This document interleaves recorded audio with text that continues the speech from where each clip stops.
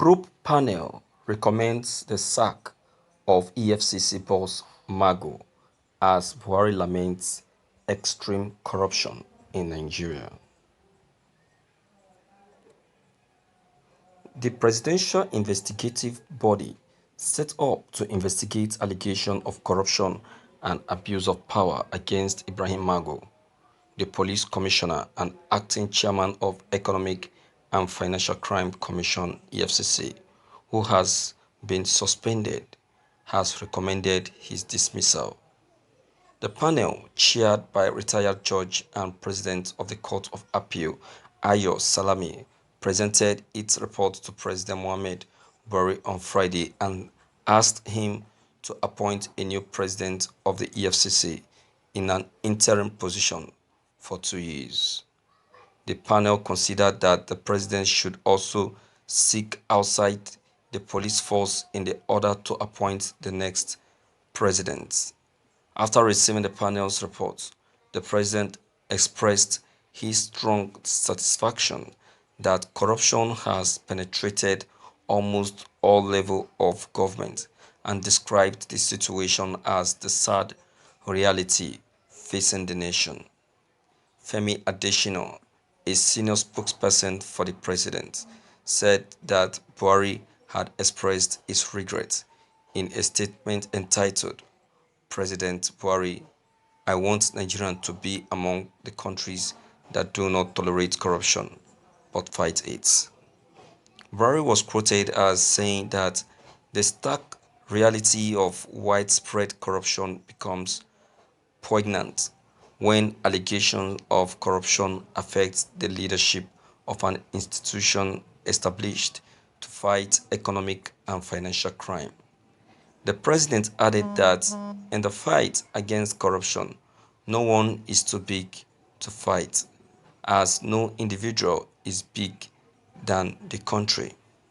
Buhari said, the sad reality we face as a people is that corruption exists almost everywhere, at many levels of government and in almost all strata of our society.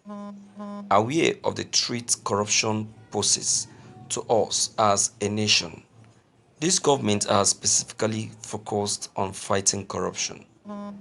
As a government and in support of our anti-corruption program, we have undertaken many reforms to eliminate corruption from the outside, including but the limits to the establishment of the single treasury, strict enforcement of the bank verification number policy and the signing of the Open Government Association.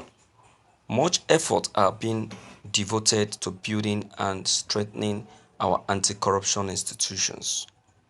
So far, we have kept our promise and we continue to do so until Nigerian triumph over the evil of corruption, achieves a prosperous economy and overcomes its security problems.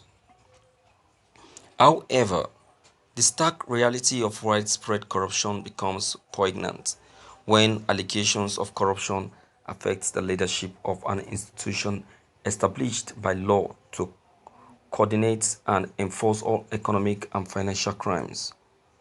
It is an abomination that strikes at the root and undermines the government's anti-corruption agenda. In response to the serious allegations against the Economic and Financial Crime Commission, I have established by an instrument of 3 July 2020 based on the law on Court of Inquiry, a panel headed by the Honorable Judge Isa Ayo Salami, President of the retired Court of Appeal. We recognize that there is more to cover in the war against corruption, and we are ready to go out and own such land by cutting off any stream that feeds the seeds of corruption and support its growth. It should be known that in the fight against corruption, no one is too big to fight because no individual is bigger than the Nigerian state. The president added that it is his wish to make Nigeria a country that does not tolerate corruption and where the threat is fought vigorously. Corruption exists in every country. Some governments handle it lightly, some fight it all the time. I want Nigeria to be one of the countries that does not tolerate corruption but fights it, he said. To protect Nigerian political and economic system and the continued existence of the Nigerian state from the threat of corruption, the president called on all parties involved, even all Nigerians, to take ownership of the fight against corruption at their respective level, promising that the fight against corruption is a fight to be fought without fear and favoritism. President Buhari thanked the members of the commission for their dedication and commitment to the fight against corruption. Thank you for listening to this news. This Ibrahim Magu's case has really gone, has really, it has really taken time, to be frank. We have to be frank to ourselves. It has taken time. It has really taken time. This is a case that has stayed, if I'm not mistaken, it has stayed up to 5 months now, and they have not arrived at any positive end. Understand? So I will say that with this that has been achieved, let the federal government do as instructed by the judge and the courts, so that Ibrahim Magu will start facing his own penalty. We start facing his own judgment, his own punishment. Because I know many people that this same Ibrahim Magu have sent to jail. There are much, there are plenty of them. He has sent a lot of people to jail. So him too should experience the tip of it. He should enjoy it as well. I know many people he has taken and denied of their assets, unknown to people that he is collecting those assets and be diverting them to himself. You can imagine.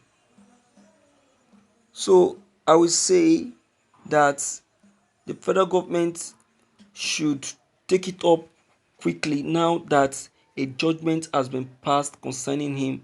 Let something be done concerning his case with immediate effect. There should be no any form of sympathy. There should be no any form of sympathy in his case. He should be forced to face the law at all costs. He should face the law. He should face the punishment. What he the punishment, the sin he committed should be the punishment should be in line with the sin that he committed, and the height of the punishment should equate the size of the sin that he committed. There should be no any form of biasness in any way. In any way, he should not be given any preferential treatment. If he's going to prison, he should go to the same prison that every other Nigerian offender goes to. He's not the one that when they took him to the station, he refused to be inside the station. Instead, he was demanding that he stays in a mosque. For what? For what? Let him face the same punishment that other people are facing. If possible, his should be more, because the sin he committed is more than the sin those people in the jail commit.